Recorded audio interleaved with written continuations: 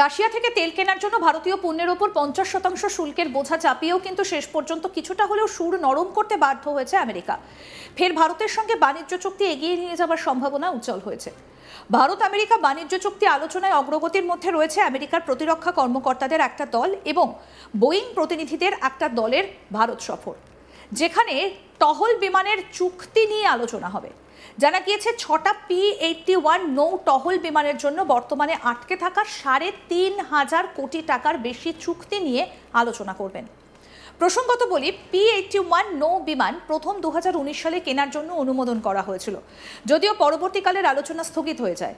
এর আগে ভারত 2009 সালে $2.2 বিলিয়ন চুক্তির মাধ্যমে 8টি P-81 কেনে। এর 10 বছর পর আরও 4টি বিমান আসে।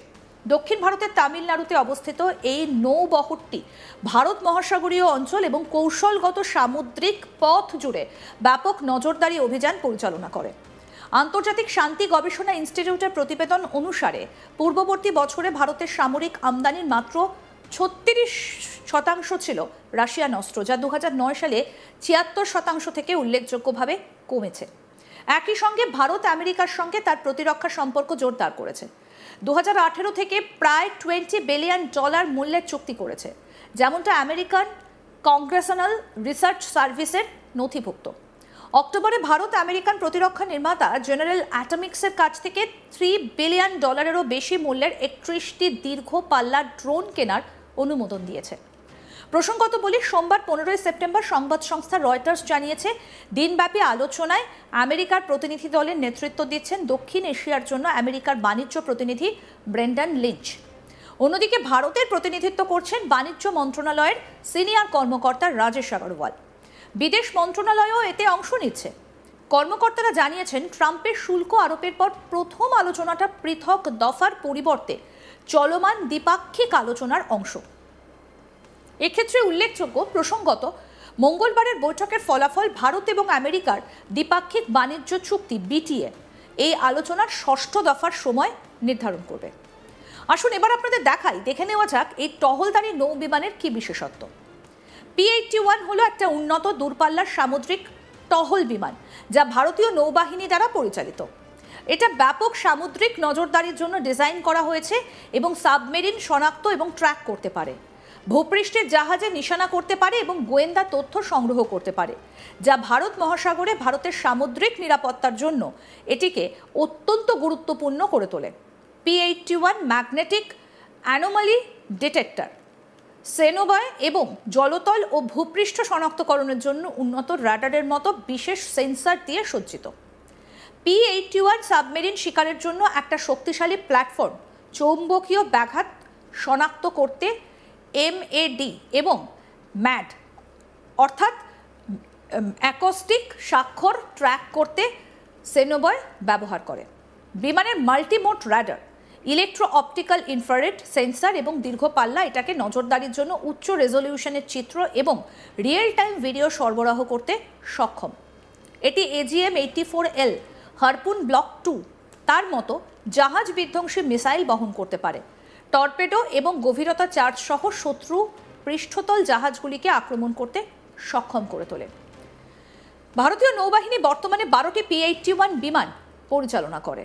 বিমানটা দীর্ঘক্ষণ টহল দিতে সক্ষম, 10 ঘন্টারও বেশি সময় ধরে আকাশে অবস্থান করতে পারে এবং বিশাল দূরত্ব অতিক্রম করতে পারে।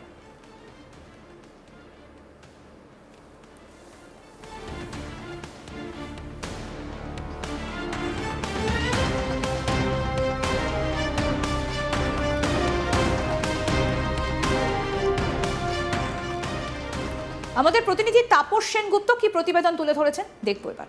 ভারত এবং মার্কিন যুক্তরাষ্ট্রের মধ্যে দূরত্ব তৈরি হয়েছিল স্যাংশন নিয়ে, এবং সেই স্যাংশনের ফলে দুই দেশের মধ্যে দ্বিপাক্ষিক সম্পর্কে যথেষ্ট আঁচ পড়েছিল এবং একটা দূরত্ব তৈরি হচ্ছিল। এরই মধ্যে প্রায় $4 বিলিয়ন নতুন ট্রেড এগ্রিমেন্ট বা ডিফেন্স ডিল সই হতে চলেছে নয়াদিল্লিতে। P-81 অর্থাৎ ভারতীয় নৌবাহিনীর কাছে যে P-81 রয়েছে রেকনেসেন্স এয়ারক্রাফট, ইতিমধ্যেই 12টি রয়েছে, আরও 6টি নতুন রেকনেসেন্স এয়ারক্রাফট কিনতে চলেছে ভারত আমেরিকার থেকে।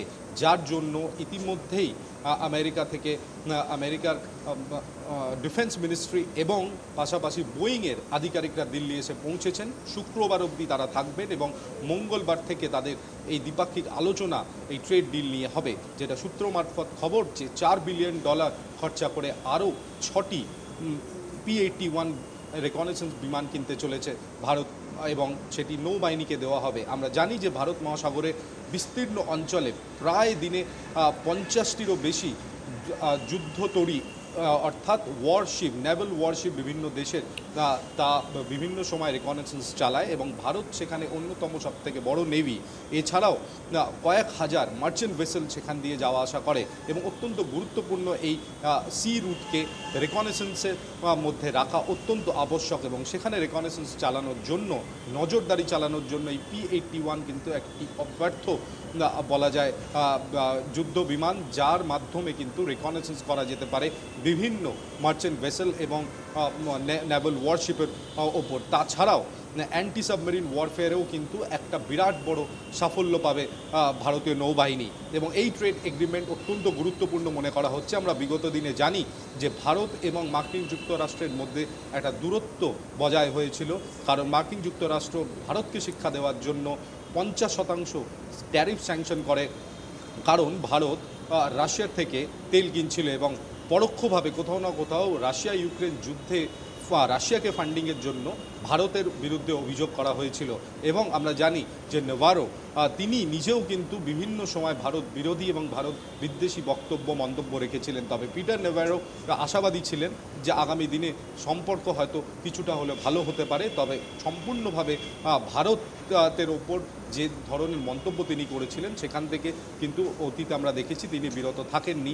বিভিন্ন সময় ভারত বিরোধী মন্তব্য পিটার নেভারো করেছিল।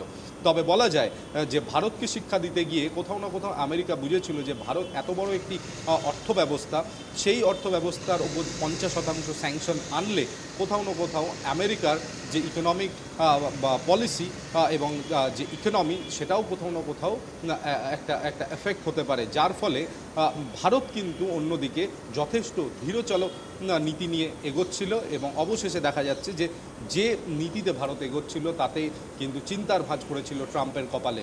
অবশেষে এই ট্রেড এগ্রিমেন্ট, যেটা বেশ কয়েক মাস ধরে ডিউ ছিল, যেটা হওয়ার কথা ছিল, সেটা অবশেষে চলতি সপ্তাহতেই স্বাক্ষর হতে চলেছে। এর ফলে P-81 যুদ্ধ বিমান ভারতীয় নৌবাহিনীর কাছে আসবে এবং প্রতিরক্ষা বিশেষজ্ঞদের মতে এই এয়ারক্রাফটের ইন্ডাকশন ভারতীয় নৌবাহিনীতে হলে আগামী দিনে কিন্তু ভারতীয় নৌবাহিনীর ক্ষমতা কয়েক গুণ বেড়ে যাবে। কারণ আমরা জানি যে দক্ষিণ এবং দক্ষিণ পশ্চিমের বিস্তীর্ণ অঞ্চলে ভারতীয় নৌবাহিনীর কিন্তু একটা বড় প্রভাব রয়েছে এবং সেই প্রভাবকে আরও বিস্তার করার জন্য ইন্টারন্যাশনাল ওয়াটার্সে এবং বিশেষ করে চীনের যেরকম আগ্রাসন আমরা দেখেছিলাম অতীতে বিভিন্ন জায়গায়, আন্দামান এবং নিকোবর আইল্যান্ডের আশপাশে, সেই সব জায়গাতেও কিন্তু রেকনেসেন্স চালাতে যথেষ্ট সাহায্য করবে। এটি আরও গুরুত্বপূর্ণ তথ্য ভারতীয় নৌবাহিনীর কাছে রিয়েল টাইমে পৌঁছে দিতে পারবে, অর্থাৎ তাকে ডিকোড করার যে সময় লাগে স্বাভাবিকভাবে সেই সময়টিও লাগবে না। রিয়েল টাইম ইন্টেলিজেন্স কিন্তু ভারতীয় নৌবাহিনীর কমান্ড এবং কন্ট্রোল সেন্টার পর্যন্ত পৌঁছে যেতে পারে সেই বিমানগুলির মাধ্যমে। তো সেক্ষেত্রে মনে করা হচ্ছে যে এই P-81 ভারতীয় নৌবাহিনীর জন্য অত্যন্ত গুরুত্বপূর্ণ। এবার ভবিষ্যতে দেখার যে এই ডিল বা এই চুক্তি স্বাক্ষর হবার পর আগামী দিনে আমেরিকা এবং ভারতের মধ্যে যে দ্বিপাক্ষিক সম্পর্ক সেটা কোথাও উন্নতির দিকে হাঁটে কিনা। কারণ আমরা জানি যে সাম্প্রতিক হয়ে যাওয়া SCO মিটেতে ভারত, চীন এবং রাশিয়া একই সঙ্গে যেভাবে কাছাকাছি এসেছিল এবং বিভিন্ন বিষয় নিয়ে রাষ্ট্রপ্রধানদের মধ্যে আলোচনা হয়েছিল, তাতে কিন্তু চিন্তার ভাঁজ পড়েছিল ট্রাম্পের কপালে। কোথাও না কোথাও যা পরিস্থিতি তৈরি হচ্ছিল, একটা নতুন পাওয়ার অ্যাক্সেস যাতে তৈরি আবার না হয়ে যায়, সেই কথাকেই মাথায় রেখে কোথাও না কোথাও আমেরিকার মনে হয়েছে কি ভারতের আরও সাথে আলোচনা দরকার এবং ভবিষ্যতে যদি দরকার হয় ভারতকে নিয়ে আগামী দিনে পথ চলতে হবে আমেরিকাকে। এবং মনে করা হচ্ছে যে এই চুক্তি স্বাক্ষরের ফলে কিন্তু ভারত এবং মার্কিন যুক্তরাষ্ট্রের যে সম্পর্ক সেটা উন্নতির দিকে আরেক ধাপ এগিয়ে যাবে। আরও আপডেট পেতে দেখতে থাকুন আজ তাক বাংলা, সাবস্ক্রাইব করুন, নোটিফিকেশন পেতে বেল বাটন অপশন প্রেস করুন।